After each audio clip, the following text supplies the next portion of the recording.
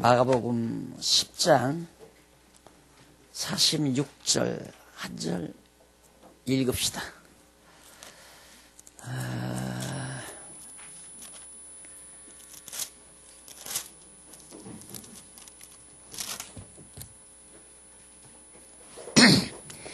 그들이 여리고로 들어갔다. 예수께서 자기 제자들과 큰 무리와 함께 여리고에서 나오실 때 맹인 거지인 디메오의 아들 바디메오가 길가에 앉아 있다가 나사렛 사람 예수님이시라는 말을 듣고서 부르짖기 시작하여 말하기를 다윗의 자손이여 다윗의 자손 예수님 저를 긍휼히 여기소서 하니 많은 이들이 그에게 조용히 하라고 꾸짖었으나 그는 더욱 크게 부르짖어 다윗의 자손이시여 저를 긍휼히 여기소서라고 하였다. 48절까지 봉독이 되었습니다. 3절 높은 신분에 의한 성취.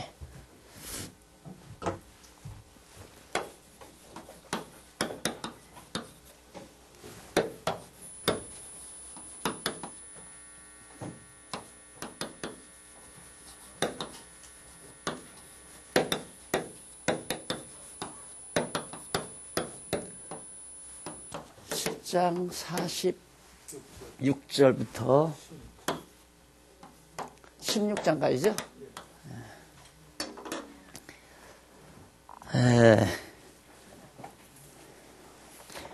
우리가 3절 지금 보니까요. 2절을 한번 우리가 살펴봐야죠. 2절 내용이 2절 내용이 뭐였어요? 거기 없어요, 권사님. 김 권사님. 이 권사님, 거기 없어서. 네, 2절 뭐죠? 네, 낮은 신분에 의한 성취 내용입니다. 낮은 신분에 의한 2절이고, 1절은요? 네, 본래 신분에 의한 성취. 그러니까, 순서가 이렇게 되죠. 높은 신분, 그다음, 낮은 신분, 그리고 다시, 죄송합니다. 본래 신분. 본래 예수님이 이 세상에 인간의 몸을 입고 오시기 이전의 신분을 통해서 내가 그리스도다. 예수님 자신이 그리스도가라는 사실을 1절에서 말하고, 그 다음에 이렇게 높은 영광의 신분을 가지신 그리스도께서 낮은 신분으로 내가 왔다. 그러면서 당신의 낮은 신분에 대해서 증거를 해요. 그리고는 다시 이제 높은 신분, 여기가 이제 바로 높은 신분이죠.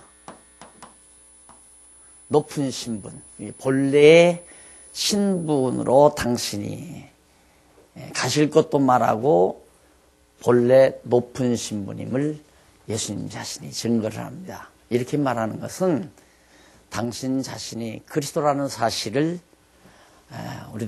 우리들로 하여금 깨달아 알고 믿게 하려는데 의도가 있는 거죠. 그러니까 성경은 거듭 늘 강조하지만 성경 벌써 복잡하게 말하면 벌써 빗나가는 얘기입니다. 성경 아주 단조롭고 깔끔하고 참 쉽게 알면 참 쉽고 모르면 한없이 어렵고 이 성경이라는 게.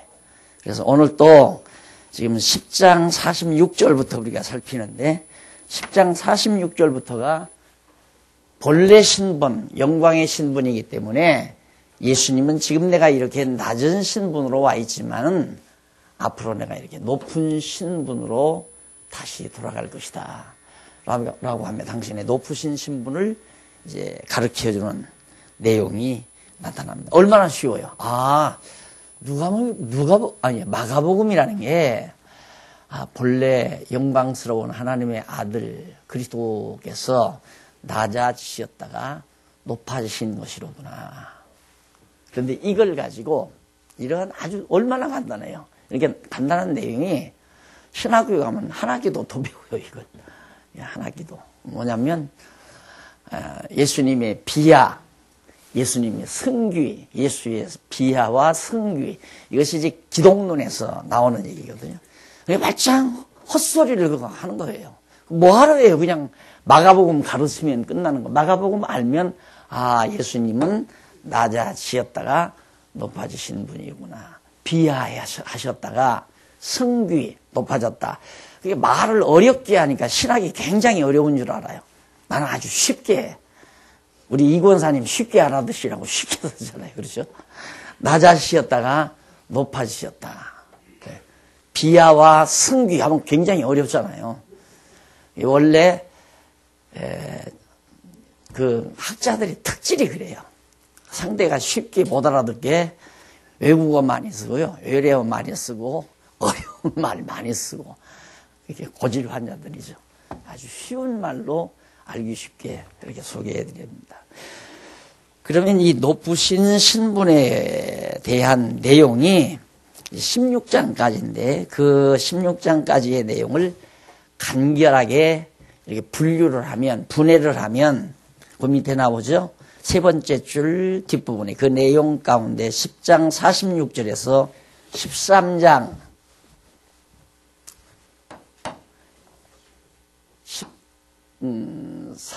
10장 46절에서부터 13장까지 전반부죠. 그러니까 이 전반부 내용이 어떤 내용이냐면 신분에 의한 증거, 예수님 당신의 신분에 의한 증거, 주인의 신분에 의해서 증거하는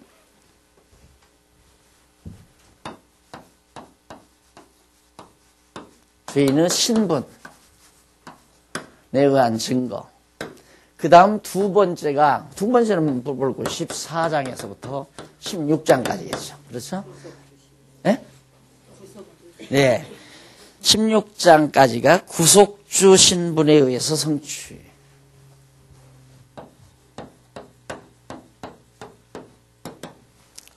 자, 예수님이 높은 신분을 가지고 있다. 네. 높은 신분이 주인 아니 왕. 임금주자거든요. 이게 주인 할 때 주의자. 왕. 임금주. 당신이 주인 왕의 신분을 가지고 있다. 그리고 구속주. 우리를 죄된 세상에서 우리를 구속해서 주시는 여기도 주 아니에요. 왕이란 얘기입니다. 그러니까 당신 전하는 내용이에요. 그런데 여기 이제 내용을 이렇게 우리가 자세히 이제 또 살펴보겠지만 이게 핵심이거든요. 10장 46절에서 13장까지는 예수님이 왕이시다, 주인이시다. 이걸 말하는 거예요. 다른 얘기만 안 돼요. 거기다가 다른 걸 이제 여기다가 말을 조금만 꺼물어뜨리면 이제 교훈이 돼요. 교훈. 이런 말이나 예를 들면 이제 본문에 들어가서 얘기하겠지만 이 소경 하나 지금 방금 나오잖아요. 소경이 나오는데 나사렛 예수가 나타났다. 그러니까 소경은 알아. 그분이 다윗의 자손 예수다. 아브라함과 다윗의 자손이다. 그 말은 왕이라는 그 말이거든요. 다윗이 왕 아니에요? 이스라엘의 초대 왕이라고 합니다. 예, 왕의 아들이다. 그러니까 왕이라는 얘기예요. 다윗의 자손으로 왔으니까. 그렇게 알고 불렀는데 예수님이 나중에 오라오라. 소경인데 오라오라 해라. 그러니까 웃옷을 벗어지키고 왔다 이거예요. 그러니까 이제 그런 데다가 착안을 해요. 우리는 이 소경처럼 웃옷을 벗어버리고 달게 웃옷 버린다는 건 이것도 버리고 저것도 버리고 세상도 버리고 뭣도 버리고 이런 식으로 해서 여러분 예수 믿으려면 다 버려야 됩니다. 그런 식으로 교훈을 해간다 이 말이에요. 그럼 성경을 모르면 그렇구나 해서 내가 어떻게 뭘 해야 된다는 쪽으로 자꾸만 교훈을 하니까 그게 아니고 이제 너무 좋으니까 그냥 웃옷책 입을 시간도 없이 그냥 달려간 거예요. 아무런 의미가 없는 거예요. 그런데 그런 데다가 자꾸만 의미를 부여해서 설명하는 거란 말입니다. 그러니까 그런 습성을 여러분 다 버리시고 언제나 조금 자세히 말하면 46절로부터 13장까지는 예수님이 왕이심을 증거하는구나. 그게 그 내용만 정확하게 발견하면 된다 이 말이에요. 그것이 이제 16장까지 내용이니까 결국 높은 신분이 뭐예요? 왕 신분 아니에요? 주인 신분이란 말입니다. 얼마나 쉬워요. 10장 46절서부터 16장까지가 예수님이 왕이시다, 주인이시다. 그 말 한마디 증거하는 얘기란 말입니다. 그걸 증거하기 위해서 우선 전반부에 나타난 주인의 신분에 의한 증거 7225페이지에 나오죠. 거기에 이제 내용 분해를 보시면은 두 번째 줄 뒷분에 그 내용 가운데 10장 46절에서 11장까지 전반부죠. 다시 또 13장까지의 전반부 13장까지 이제 11장까지는 표적으로 주인임을 드러낸다. 예수님이 무슨 표적을 드러내요. 그 표적을 통해서 예수님이 주인이라는 사실을 드러내는 겁니다. 그 다음 이제 후반부 12장에서 13장은 말씀으로 직접 예수님 스스로 말씀으로 주임을, 왕이심을, 주가 되심을 증거하는 내용이 후반부에 나타납니다. 너무너무. 자, 그러면 요건 이제 이따 두 번째 시간 공부하도록 하고요. 요것만, 첫 번째만. 여기서 우선 표적으로만 하면 표적으로 주인의 신분을 증거한다. 그 다음 두 번째로 내용분에 보시죠 지금. 두 번째가 뭐예요? 네, 표적으로 주인임을 증거하고 12절로 13장은 말씀으로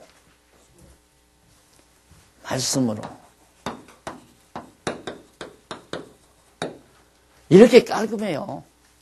이 성경 내용 자체의 구조가 너무너무 단조롭고 깔끔하게 나와요. 예.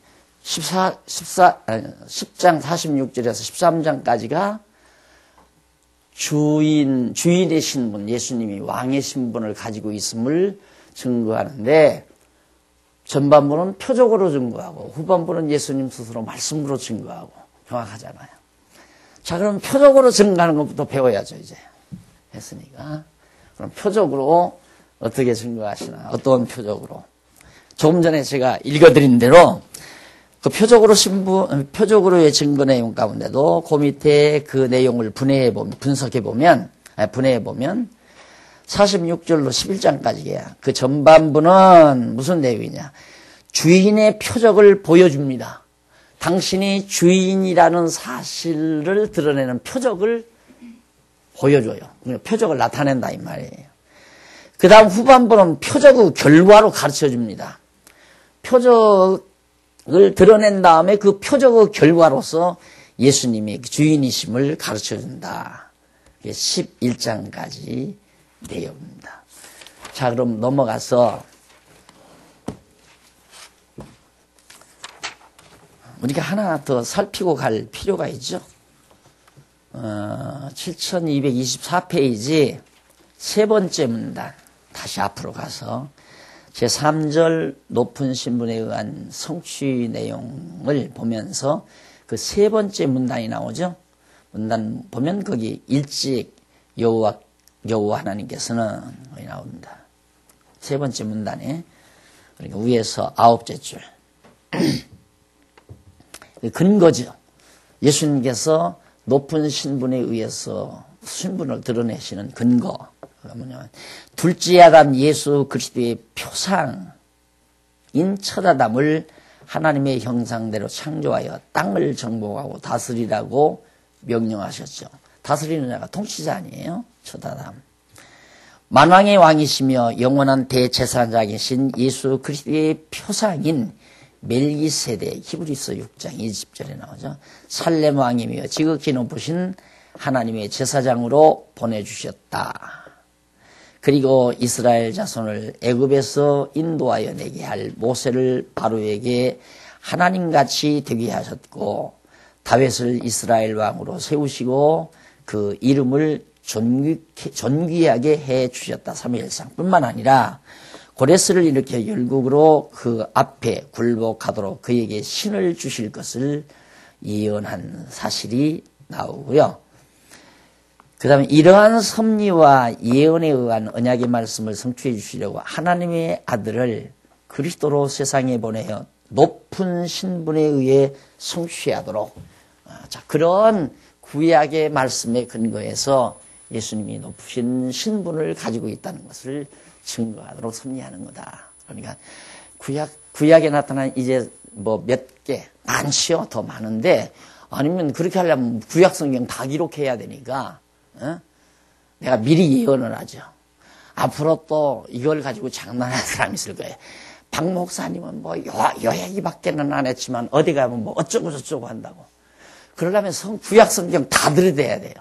네, 그럴 수가 없으니까 그냥 대표적인 몇 개만 이렇게 근거 삼는 거니까 이다음 그렇게 장난치거들 난 웃기지 말라고 입 다물으라고 고함 지르세요. 네, 근거를 대려면 구약 성경 다 들여대야 돼요. 어디든지. 그러면 한 표적 하나 행하는데도 구약 다 들여대야 되고 또 뭐 교훈 하나 하는데도 다 들여대야 하고 책이 얼마나 많아요. 그렇게 쓰려면 우리 이 조그만한 우리 연구소 도서관 메우고도 모자란단 말입니다. 개략적이고 아주 중요한 요소만 간단하게 소개해서 근거를 소개했으니까 여러분들이 딱 보시면 구약 전체가 신약의 예수님의 이 모든 섭리, 예수님께서 하시는 사역의 하나의 근거로구나 하는 것을 알 수 있을 정도로 그렇게 근거를 제시해 드린 겁니다.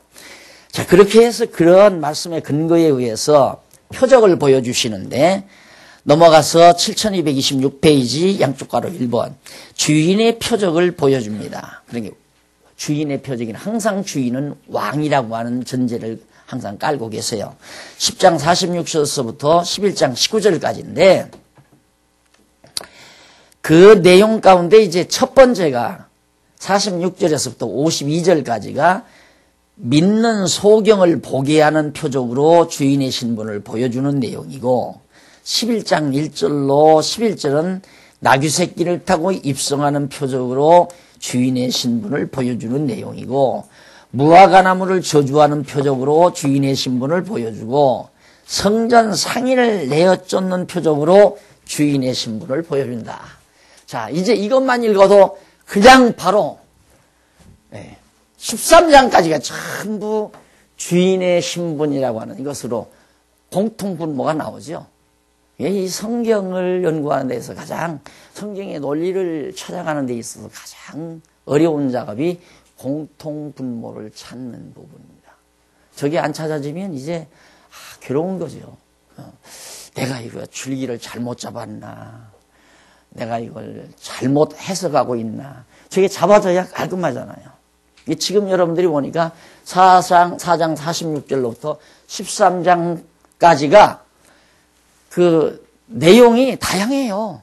예를 들면 소경 고치는 일이 했다가 그 다음 나귀 타고 예루살렘으로 올라가는 일이 있고 그 다음 예루살렘 가서 막 성전에 있는 사람들 다 내쫓고 막 야단치는 내용이 있고 그 다음에는 또 뭐가 있어요, 마지막.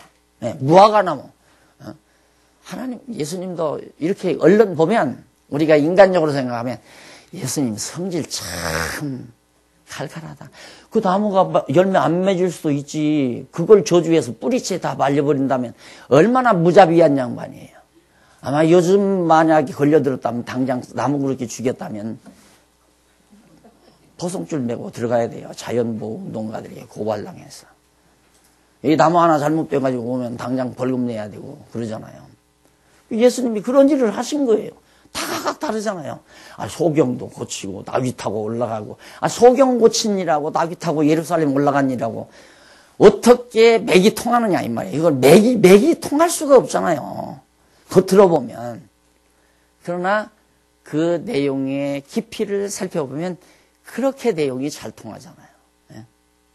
자, 소경을 고친 일도 주인의 신분을 증거하는 일이고 나귀 타고 예루살렘 올라간 것도 주인의 신분을 증거한 거고 예루살렘 책망한 예루살렘에서 장사꾼들 책망한 것도 주인의 신분을 당신이 주인 아니면 왜 책망해요? 장사를 하든가 사업을 하든가 무슨 상황이냐 말이에요. 당신 주인 행세를 하는 거예요. 이것들 왜 하나님의 거룩한 집을 장사터로 만드느냐고. 그리고 나오시다가 도대체 무화과나무는 왜 죽여요? 죽이기를. 그러니까 이게 말이 안 되는 거예요. 이건 성경을 논리적으로 이해한다는 것은 그건 거의 도저히 불가능한 일입니다. 그래서 저도 가끔 이걸 내가 이렇게 강의하면서도 내가 내 정신인가 할 때가 있어요. 이걸 어떻게 찾아냈나 싶어요. 이런 공통분모를 내가 어떻게 찾았나. 그러니까 나는 내가 했다는 생각을 못하지요. 야, 성령이 감동하지 않고는 도저히 불가능한 거구나. 아, 예수님이 알아들을 것 같으면 제자들에게 다 알아듣게 해서 다 깨닫게 해서 가르쳤겠죠. 그런데 못 알아들으니까 내가 가서 보혜사 성령 보내마. 성령이 오면 내가 너에게 이런 말을 그때야 다 깨닫게 할 것이다. 성령이 깨닫게 해야 깨달아요. 성령이 우리의 스승이 진짜 되는 거 아니에요? 사람이 깨닫는 게 아니에요. 성경은 성령으로 기록하셨기 때문에 성령만이 아버지의 깊으신 뜻을 통달해서 알아서 하나님의 말씀인 성경을 말씀답게 이해할 수가 있는 거란 말입니다. 그러니까 여러분 나도 김창영 장모님 마냥 하나님께서 불러가시면 또 뭐 박용기가 어떻고 저떻고 그러지 말고 하나님이 박 목사 정말 별 볼 일 없으니까 하나님의 능력 보이려고 써주셨구나 이렇게 생각을 하세요. 내가 잘나고 내가 정말 영리하고 내가 영특해서 그러는 게 아니라 하나님께서 성령으로 감동해서 어두운 눈을 밝히시고 내 마음에 깨달음을 주셔서 이렇게 분명하게 너무 분명하고 깔끔하잖아요. 그러니 안 믿을 수가 없죠. 자, 그럼 하나하나 확인해 가십시다.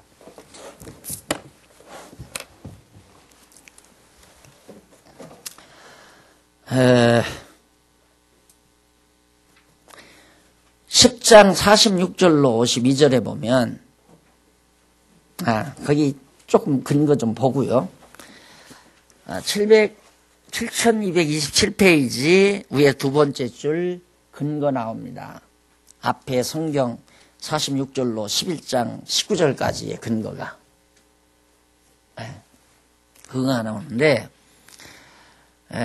선지자 이사야 선지자로 소경의 눈을 밝히실 것을 예언하며 내 집은 장차 메시아가 오면 소경의 눈을 밝힌다. 그걸 예언했죠. 이사야 선지자가.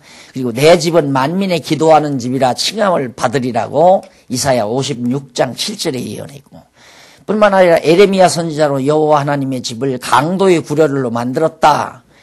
7장 11절에 나오잖아요. 예언하셨고 그리고 스가랴 선지자로 시온의 딸에게 네 왕이 네게 임하나니 그는 겸손하여 낙이 곧 멍에 매는 짐승의 새끼를 탔다.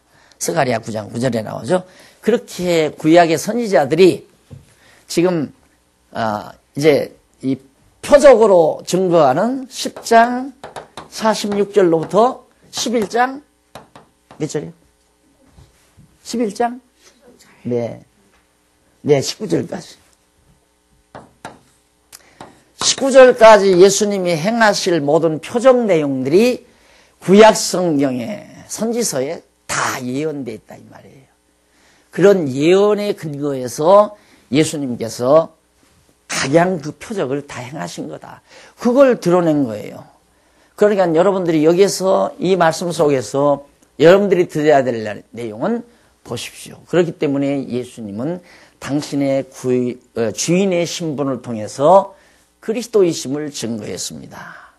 그러므로 우리는 예수를 그리스도로 믿는 겁니다. 요거면 다 끝나요.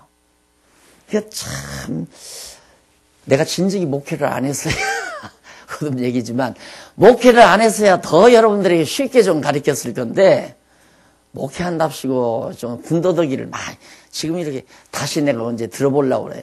설교 강의한 거 전부 있으니까 내가 어디다가 요즘에 꼼수라는 게 유행입니다. 내가 어디서 꼼수 장난을 쳤나. 그걸 한번 이제, 한번 찾아보려고요. 네. 요즘에는 꼼수 별로 안 하죠? 네. 요즘에 꼼수 별로 없잖아요. 자, 그러면 우리 10장 46절로 52절 보면 믿는 소경을 보게 하는 표적으로 주인의 신분을 보여주었다 하는 얘기입니다. 근데 거기 보면 주인의 신분 보여줬다는 데가 하나도 없어요. 어디가 주인의 신분을 보여줬다 하는 내용이 52절까지 다 읽어봐도 그런 내용이 하나도 없어요. 자, 바디메오죠. 바디메오라는 소경이 길가에 앉았었죠. 근데 이렇게 들으니까 사람들이 하는 소리가, 나사렛 예수가 저기 온다 그러니까. 이 바디메오가 하늘짝 놀라는 거죠. 올라서. 다윗의 자손이야! 하고 불러요. 다윗의 자손이야! 하고. 아니, 나사렛 예수여! 그렇게 부르지 않고, 다윗의 자손이여! 그렇게 부른다, 이 말입니다. 이게 핵심이에요. 그러니까, 52절까지의 모든 내용 중에 가장 핵심은 다윗의 자손이에요. 그러니까, 눈먼 소경이 예수님을 나사렛 예수로만 한 것이 아니라, 핵심적으로 그의 신분이 누구냐? 다윗의 자손이다. 다윗의 자손이란 말은 왕이라는 얘기예요. 그렇죠? 왕족이니까 왕이라는 얘기다. 이게 핵심이에요.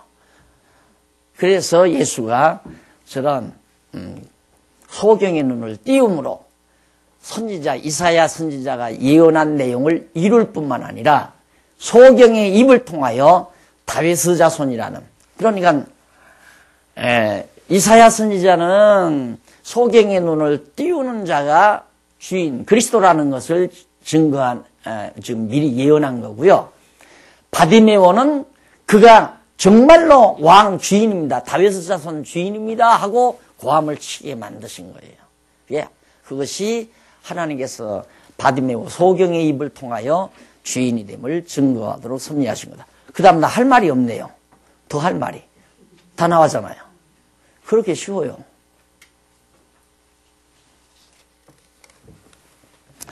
그래 예수님이 막 소리질러 가로되 다윗의 자손이여 나를 불쌍히 여기소서 하거늘 많은 사람이 꾸짖어 잠잠하라 하되 그가 더욱 소리질러 잠잠하라니까 무슨 소리냐 지금 내가 살아야 되겠다 하고 더 소리질러 가로되 다윗의 자손이여 나를 불쌍히 여기소서 하는지라.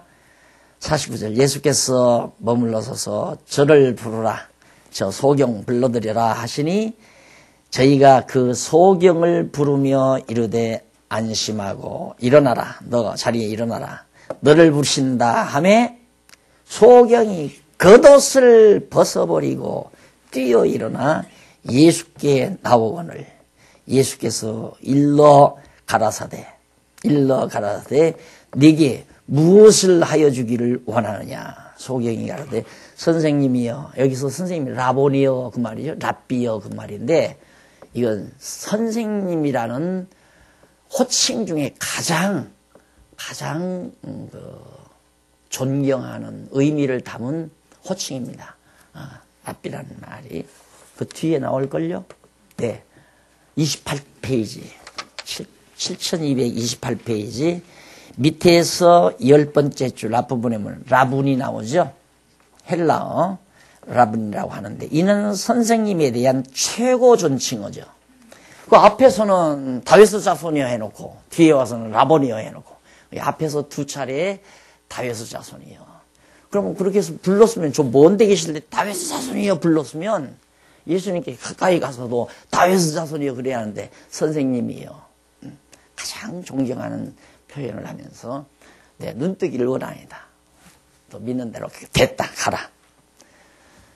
예, 예수님 우리는 이제 이런 성경을 볼 때 부흥사들은 어디에 관심을 해요? 눈 띄우는데 관심이 있는 거죠. 눈 띄우네. 야 나도 능력 받아서 소경 눈 띄워야 되겠다.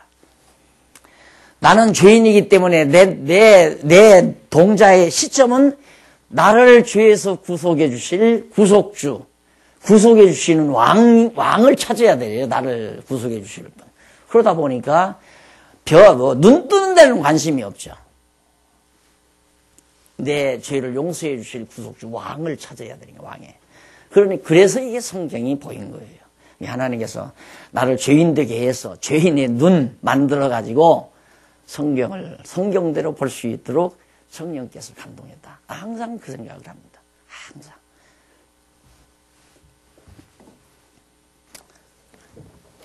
강아지 눈에는 이쁘게 좀 얘기하세요. 우리 똥이 뭐예요, 똥이? 강아지 눈에는 분비물만 보인다.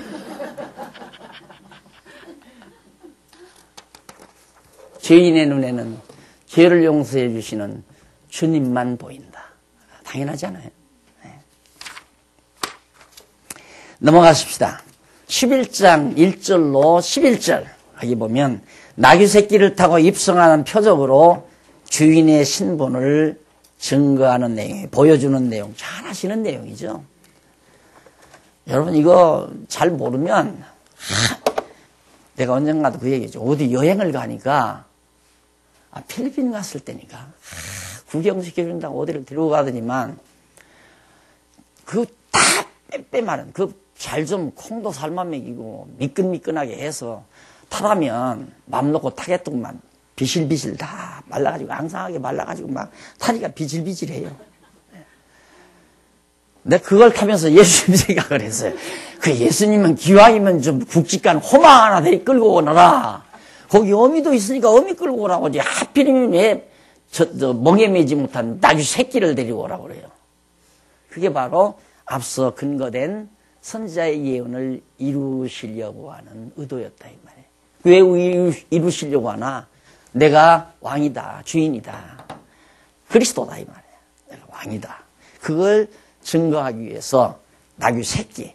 왜 그러냐면 보통 사람들이 일반적으로 나귀를 타면 다 애미 타고 다니지 새끼 타고 다니는 사람 봤어요? 못 봤잖아요. 그러니까 잘못하면은 뭐 누가 나귀 타고 뭐 저 사람이 메시아인가 하고 다 알 거 아니에요. 나귀 새끼를 타고 올라와야 구별되죠. 확실하게 구별이 되죠. 그래서 선지자가 하나님께서 선지자를 통해서 새끼 타고 예루살렘에 입성한다.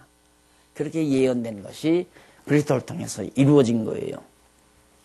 이루어지는데 그 다음은 거기 한번 보십시다. 예수님이 그 새끼 한 마리 나귀 새끼 한 마리 끌어오너라 그러면서 만일 누가 너희에게 3절에 나오죠. 만일 누가 너희에게 왜 이리 하느냐 묻거든 주가 쓰시겠다 하라. 참 귀에 익은 얘기죠. 부흥사들한테 많이 들었을 거요. 주가 쓰시겠다 하라. 농파라 오너라. 주가 쓰시겠다. 집하라 오너라. 주가 쓰시겠다 하라. 그러니까 또 한마디 강아지 눈에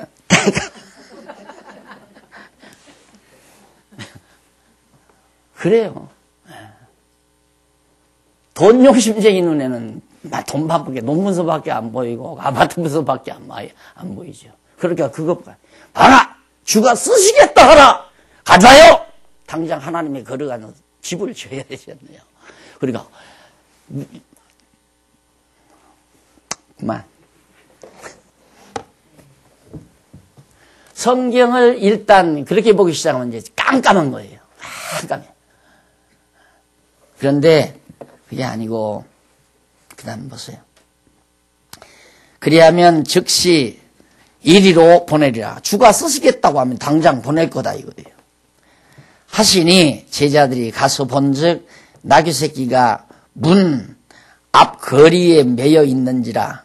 그것을 푸니 거기 섰는 사람 중 어떤 이들이 가로되 나귀 새끼를 풀어 무엇 하려느냐 하매 제자들이 예수의 이르신 대로 말한데 이에 허락하는지라. 그 사람도 정신없는 사람이죠. 나귀 새끼 주인도 정신없는 사람이야. 아니 새끼 가지고 하지 말고 이제 어미 타고 가세요. 그가 예수를 믿었다고 한다면 그렇게 권면하지. 그 새끼 그냥 불러줬겠어요? 그리고 그 뒤에 그냥 요즘 목회자들이나 부흥사들이 쓰기 좋게 나귀 새끼를 타고 예수님이 올라가셨다가 그 다음 주인에게 돌려줄 때 너 가거들랑 그 사람 그 나귀 새끼 주인에게 다윗돌 몇 덩어리를 가서 집 안으로 끌어들이라고 해라. 2시간만 지나면 그것이 황금 덩어리로 변한다고 해라. 그래서 그 집이 크게 부자가 됐답니다. 이러면 얼마나 좋겠어요. 예? 예? 설교 제목이 얼마나 좋아요. 설교 본문이. 이게 그런 방향으로 볼 수밖에 없으니까. 이게 성경을 그래서 내가 그 서문에 목회자의 눈으로는 안 보여요. 그러니까 목회자의 눈으로는 성경이 안 보인다며. 부흥사의 눈으로도 안 보이고 신학자의 눈으로도 안 보이고. 왜? 신학자는 자기 학문을 정착하려고 보니까. 그래서 죄인의 눈으로만 성경이 바르게 보인다. 그래서 그 얘기를 한 겁니다. 서문에서. 자, 그 다음 거기 끌고 와서 자기들의 겉옷을 그 위에 걸쳐두매 예수께서 타시니 나는 참 창피해서 못했을 것 같아요. 애들 장난. 예수님이 그때가 30살이 넘었을 때거든요.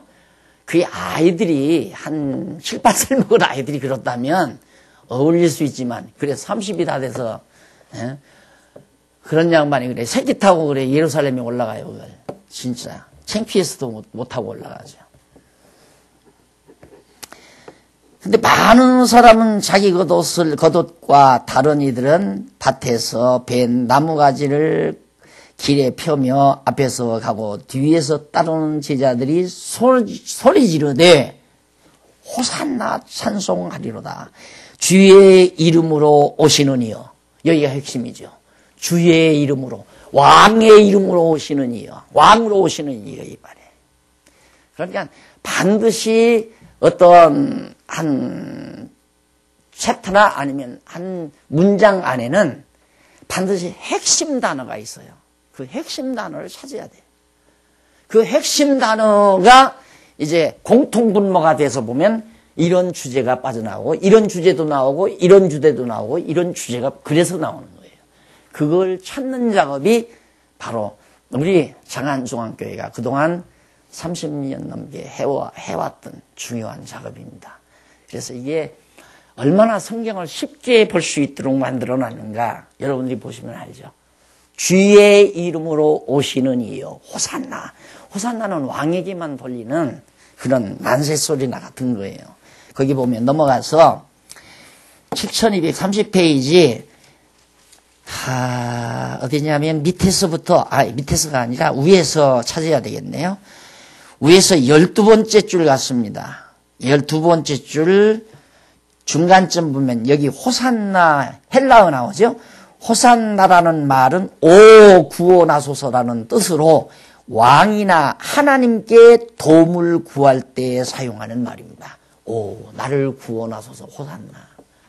그러니까 주의 이름으로 오시는 이여도 왕의 이름으로 오시는 이여라는 말도 되고 호산나라는 찬양도 찬송 소리도 하나님에게 왕이나 하나님에게 돌리는 찬양 소리로 그렇게 해서 예수가 바로 주인의 신분, 왕의 신분으로 오신 분이라는 것을 그렇게 드러내는 귀한 사건이었다. 그래서 예루살렘 입성 사건도 간단해요. 예수가 주인이시다, 왕이시다 그 말뿐이에요. 그 다음에 여기서 뭐 설교할 게 뭐 있을까? 에? 설교하려면 우리도 주님을 향해서 호산나 찬송을 합시다. 이 얘기는 뭐 해도 되겠죠.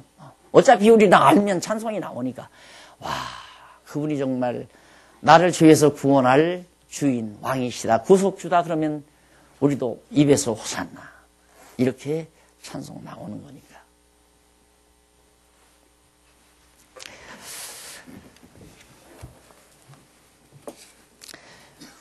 자, 찬송하리로다 오는 찬송하리로다 10절에 나오죠.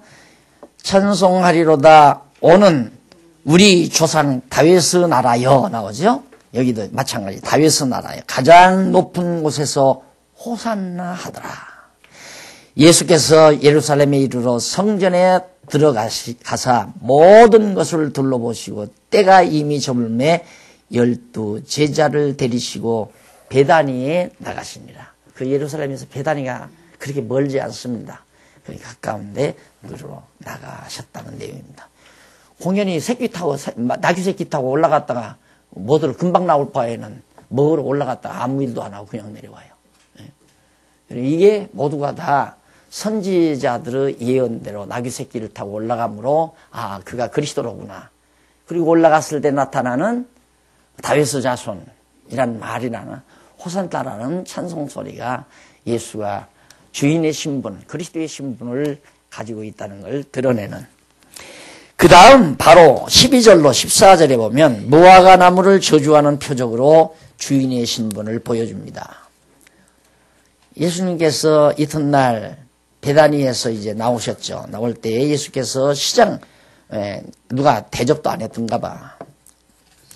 시장하신지라 멀리서 잎사귀가 있는 한 무화과 나무를 보시고 혹 그 나무에 무엇이 있을까 하여 가셨더니 가서 보신즉 잎사귀 위에 아무것도 없더라. 이는 무화과의 때가 아니미로라. 요 대목이 너무 중요한 거예요. 아, 때가 안 됐으니까 열매가 없죠. 지금 여러분 어디 지금 안 열리 여름에 맺히는 살구나무나 매실나무. 지금 가서 매실나무에서 매실 딸라고 하거나 살구나무에 가서 살구 딸려고 하는 사람은 정신 있어요, 없어요? 말을 그렇게 함부로 하면 안 돼요. 그러면 예수님 정신없다는 얘기 아니에요? 나는 안 했으니까 여러분이 했지 나는 정신없다고 안 했어. 자, 근데 그걸 기록해 놨어요. 아직 열매 열릴 때가 아닌데 열매 안 달린 게 당연하지. 그런데 왜 죽여? 왜 저주를 해? 그런데 이런 내용이 있고 여러분 무화과 나무가 저주를 받아 죽어요. 왜 그렇습니까? 열매 안 맺혀서 저주를 받았습니다. 여러분 열매가 몇이나 됩니까? 몇 개나 달렸습니까? 전도 몇 명이나 했냐 이거야. 안 하면 다 저주받는다. 그래야 전도 열심히 하죠. 내가 그런 설교를 안 해서 우리 교회가 부흥이 안 됐나 봐. 그런 식이죠. 그런 설교해서 되겠어요? 목회하려면 설교를 해야 돼요. 성경 강론을 하지 말고 설교를 해야 한단 말입니다. 무화과나무가 열매 맺지 못해서 예수님께 저주받아 말라 죽었습니다 하면 벌벌 떨릴 거 아니에요. 그게 아니죠. 그럼 왜 죽였어요? 열매 맺을 때가 아니라서 열매 없는 건 당연한 거고, 열매 맺을 때도 아닌데 만약에 열매 맺었다면 아마 이 나무가 정신 나갔구나 하고 저주를 내려서 죽였다면 그건 조금 이해가 가겠어. 그런데 때가 안 돼서 열매 없는데 왜 죽이냐 이 말이에요. 예수께서 나무에게 일러 가라사대 이제부터 영원토록 사람이 내게서 열매를 따먹지 못하리라 하시니 제자들이 이를 듣더라. 제자들도 보니까 이상했던가 봐요. 갑자기 왜 나무를 갖다가 저주해서 그것도 잠시 메말랐다가 다시 살아난다도 아니고 영원히 열매 맺지 못한다는 말은 그냥 말라 죽는다는 얘기예요. 뿌리채. 그게 다 죽어버린 거예요. 왜? 예수님이 바로 나무를 죽이기도 하고 살리기도 하고 마음대로 하나님께서 창조해 놓으시고 첫아담에게 모든 만물을 다스리는 권한을 줬잖아요. 모든 걸 다스리라. 그러듯이 둘째 아담 만물을 통치하는 통치자의 신분, 왕의 신분을 가지고 있습니다. 그런 표적을 통해서 드러내주는 거죠. 그것이 목적이에요. 그런데 그런 목적은 예수가 그리스도라고는 증거하지 아니하고 여러분 열매 안 맺으면 다 저주받습니다 하고 협박하는데 사용하니까 성경은 갈수록 점점 더 어두워지는 거죠. 그 다음 15절로부터 19절 성전 상인을 내어쫓는 표적으로 주인의 신분을 보여주는 내용이 나옵니다. 앞에서 우리 근거 잡았죠? 근거 들었죠? 예수님께서 어디입니까?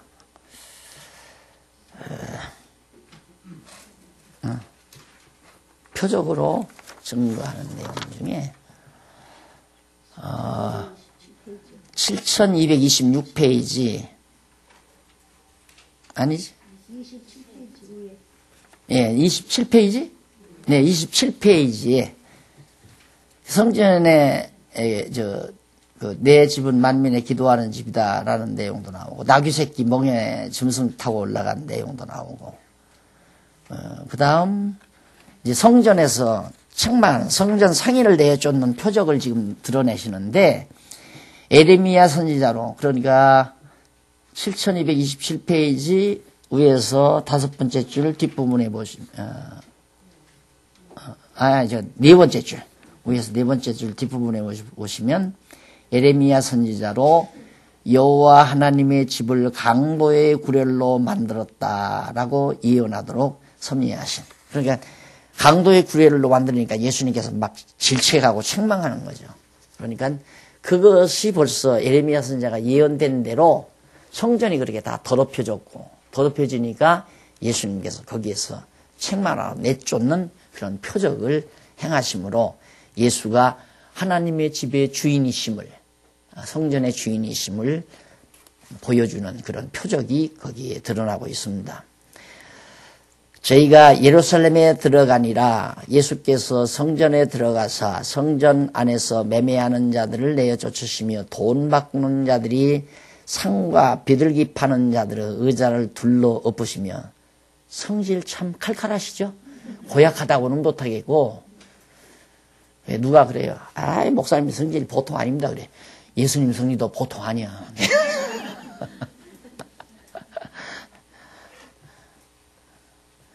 아무나 기구를 가지고 성전 안으로 지나다님을 허치 아니하시고 이에 가르쳐 이르시되 기록된 바 내 집은 만민의 기도하는 집이라 칭함을 받으리라 하지 않았느냐. 너희는 강도의 구례를 만들었도다 하심에 대제사장들과 서기관들이 듣고 예수를 어떻게 멸할까. 참 기분 나쁘다며. 지금 보니까 별 존재도 아닌 자가 와서 성전 안에 와서 막 주인처럼 난리를 치니까 안 입고 왔을 거 아니에요. 저 어떻게 하면 죽일까 하고 꾀하니 이는 무리가 다 그의 교훈을 기여김으로 참 신기하다. 이러니까 더 질투가 나는 거죠. 그를 두려워함 예수를 바리새인들이 두려워했습니다. 서기관들이나 제사장들. 그래서 매양 점을 매 저희가 성 밖으로 나가더라. 자, 그렇게 해서 예수가 역시 성전에서 책망하는 일을 통해서도 예수가 그리스도이심을 증거하는 주가 되심을 증거하는 내용이 나타나 있습니다. 그 다음에 양쪽 가로 2번 표적의 결과로 가르치는 내용입니다. 표적으로 이제 표적의 결과로 이 두 번째 결과로 아니죠? 그렇게 나오는 게 아니죠. 표적의 결과로 첫 번째는